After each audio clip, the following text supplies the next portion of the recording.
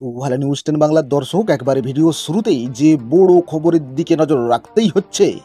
সমস্ত জল্পনার অবসান ঘটিয়ে শেষমেশ বিজেপিতে যোগদান করলেন ব্যারাকপুরের সাংসদ অর্জুন সিং।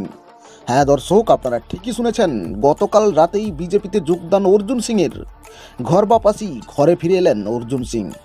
কোথায় তিনি যোগদান করলেন এবং চুপি চুপি কেন যোগদান করলেন জানিয়ে দেব দর্শক আপনাদের। তার আগে ছোট্ট একটি রিকোয়েস্ট, নিউজ 10 বাংলায় প্রথম হয়ে থাকলে অবশ্যই চ্যানেলটি সাবস্ক্রাইব করবেন এবং পাশে থাকা ঘন্টাটি অন করে দেবেন লেটেস্ট ভিডিও সবার আগে পাওয়ার জন্য। আর অবশ্যই ভিডিওতে একটি লাইক করে দেবেন। প্রথমেই দর্শক আরেকবার আপনাদের জানিয়ে রাখি, জল্পনার অবসান ঘটিয়ে শেষমেশ পদ্মে ফিরে গেলেন ব্যারাকপুরের সাংসদ অর্জুন সিং।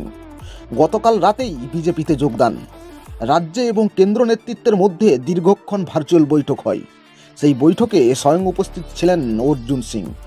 শেষমেশ ফাইসালা হয় অর্জুন সিং আবার বিজেপিতে ফিরে আসবেন। বিজেপির দ্বিতীয় তালিকা সম্ভবত আজকের মধ্যেই চলে আসবে।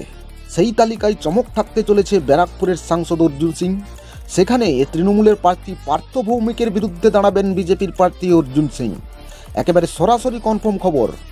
অন্যদিকে তমলুকে কলকাতা হাইকোর্টের বিচারপতি অভিজিৎ গঙ্গোপাধ্যায়ের নাম এবং ক্রিকেটার মোহাম্মদ শামির নাম, এই যে তিনটি নাম একেবারে পাকাপাকি দ্বিতীয় লিস্টের তালিকায় আসতে চলেছে। এবং অর্জুন সিং বিজেপিতে যোগদান করায় ব্যারাকপুর কেন্দ্র আবার ফিরে এলো বিজেপির হাতে। অবশ্যই দর্শক কমেন্ট বক্সে জানিয়ে দেবেন অর্জুন সিং কি ব্যারাকপুরের টিকিট পাবে। অবশ্যই দর্শক আপনার মতামত কমেন্ট বক্সে জানিয়ে দেবেন।